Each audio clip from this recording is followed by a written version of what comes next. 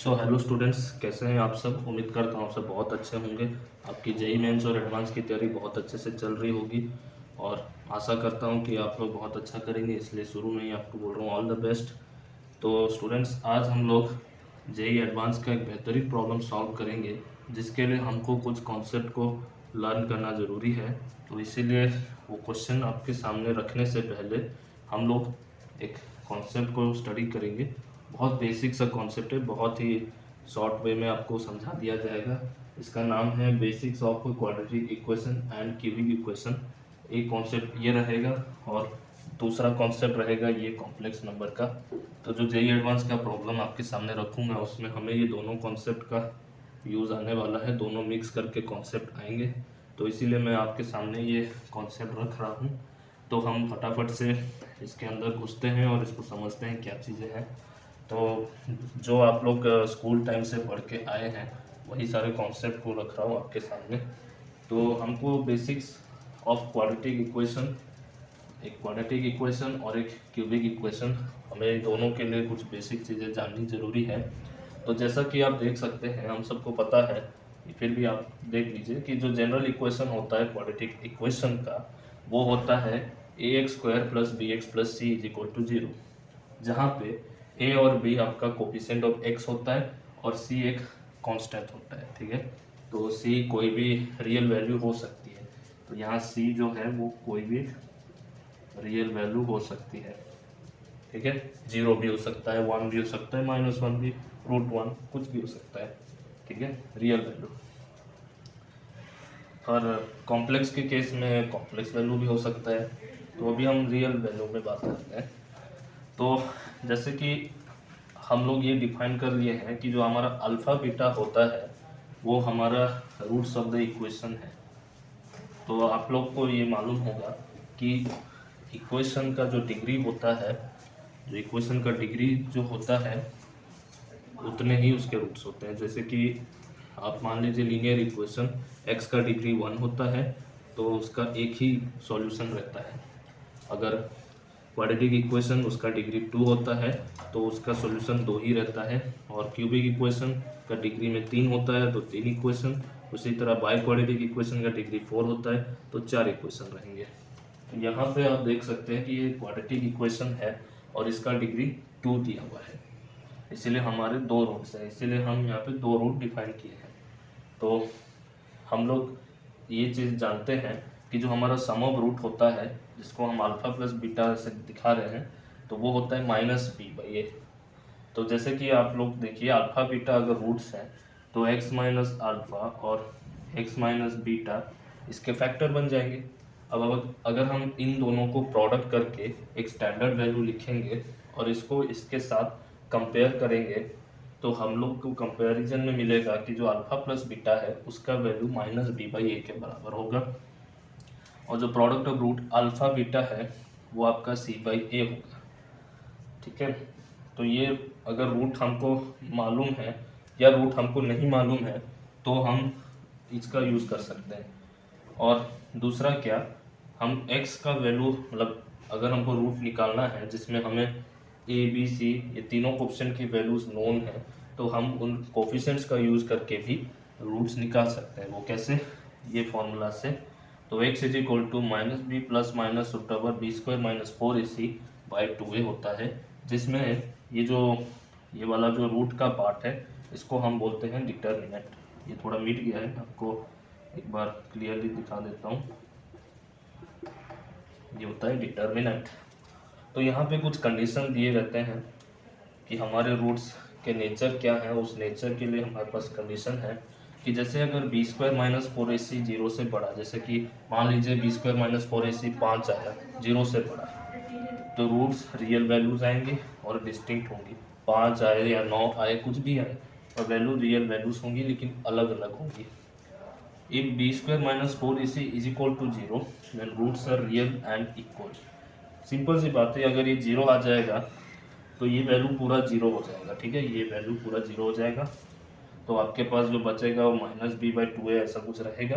तो x की दो वैल्यूज होती हैं तो मतलब ये दोनों बस सेम वैल्यू ही आई, ऐसा समझ लेंगे। और अगर बी स्क्वायर माइनस 4ac का जो वैल्यू है जीरो से कम आया तो रूट्स जो हैं इमेजनरी होंगे, ठीक है। ये थोड़ा मिट गया है स्टूडेंट्स, इसको ठीक से लिख देते हैं। तो ये चीज़ें हमको जाननी थी। अब हम आते हैं क्यूबिक इक्वेशन का। तो क्यूबिक इक्वेशन में हम देखते हैं कि हमारा जो जनरल इक्वेशन होता है वो होता है f x is equal to a x cube plus b x square plus c x plus d, जहाँ पे ए बी सी कोफिशिएंट्स होते हैं एक्स क्यूब एक्स स्क्वायर और एक्स के, और डी होता है उसका कांस्टेंट। और ये भी जो डी है रियल वैल्यूज होते हैं, मतलब ए बी सी डी सभी रियल वैल्यूज होते हैं, ठीक है। तो जैसा मैंने आपको कहा कि इसका डिग्री 3 है, तो इस इक्वेशन के 3 रूट बनेंगे। रूट तो तभी होता है जब इक्वेशन 0 से इक्वेट किया गया है, मतलब हम क्यूबिक इक्वेशन बोलते हैं या क्वाड्रेटिक इक्वेशन बोलते हैं, इसका मतलब वो एक्सप्रेशन जो है उसको हमने 0 से इक्वेट किया है तभी हम बोलते हैं।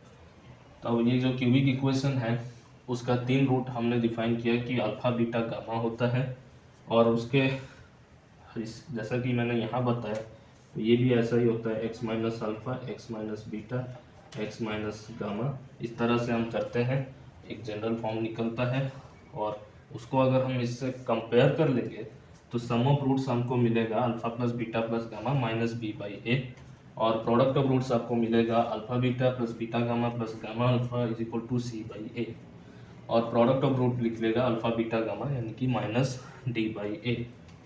लेकिन जैसे कि x का वैल्यू हम निकालते थे इस फॉर्मूला से, लेकिन यहाँ जो x का वैल्यू है उसके लिए कोई फॉर्मूला नहीं है, इसको हमको ट्रायल एंड एरर मेथड से ही करना पड़ता है। तो अभी इस टाइप के एग्जांपल आपके साथ आए होंगे तो आपने सॉल्व किया होगा, हम यहाँ भी बता देंगे कि वो ट्रायल एंड एरर मेथड क्या है। और साथ में हमको थोड़ा सा कॉम्प्लेक्स नंबर के बारे में जानना है। वैसे कॉम्प्लेक्स नंबर में बहुत चीज़ें दी हुई हैं, फिलहाल के लिए हमें जो जानना है मैं वो बता दे रहा हूँ कि आई एक इमेजनरी नंबर होता है जिसकी वैल्यू √-1 ली जाती है। अगर आप इसको स्क्वायर कर दोगे तो ये √-1 का स्क्वायर हो जाएगा, यानी कि -1 आएगा।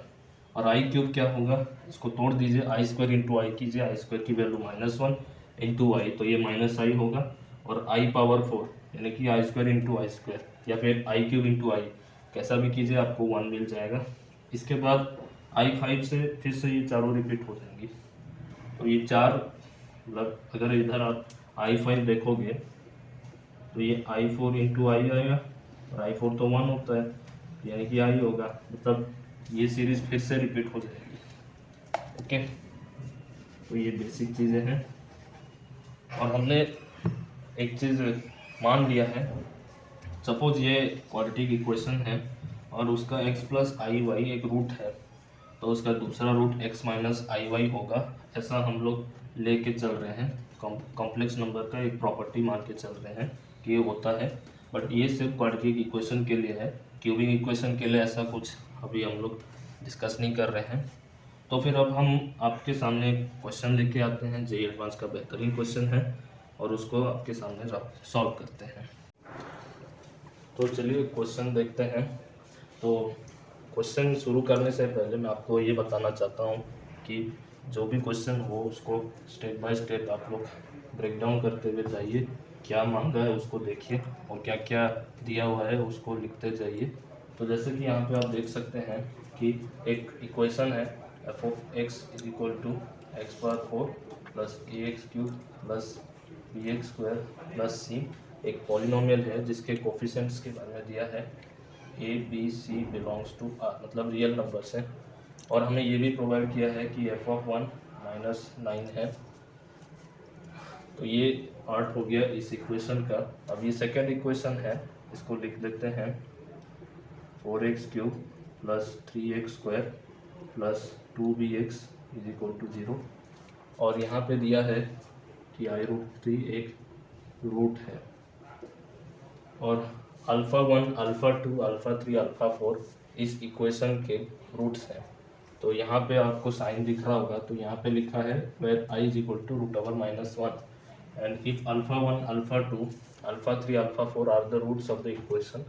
तो हमें मांगा है कि इसका मॉड का स्क्वायर का सम क्या होगा। तो आप ध्यान से देखेंगे तो जो ए बी सी ये तीनों रियल रूट्स हैं, मतलब रियल कोफिशिएंट्स हैं, ये प्रोवाइड किया है, और ये तीनों के वैल्यू हमें अननोन है। तो हमें कुछ डेटा दिए हुए हैं, तो जैसे कि आप देख सकते हैं यहाँ पे f(1 - 9) दिया है।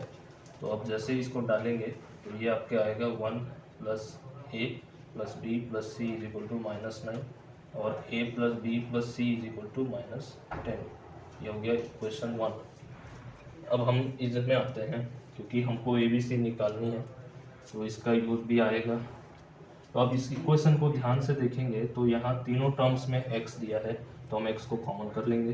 तो ये हो गया 4x² + 3ax + 2b = 0। इसमें से आप ध्यान से देखेंगे तो एक तो x = 0, ये एक रूट बन गया इस इक्वेशन का। हमें दिया हुआ है x = i√3। तो अगर इस इक्वेशन में ये x की वैल्यू 0 है तो ये वैल्यू फिक्स होगी। तो अगर ये x, ये जो रूट है, ये पूरे क्यूबिक इक्वेशन का रूट है, तो ये क्वाड्रेटिक इक्वेशन का भी वही रूट है। तो ये 4x² + 3ax + 2b का भी एक रूट यही है। और जैसा कि मैंने क्वाड्रेटिक इक्वेशन में आपको बताया कि जो रूट होता है कॉम्प्लेक्स का, अगर ये a + ib है तो दूसरा a - ib होता है।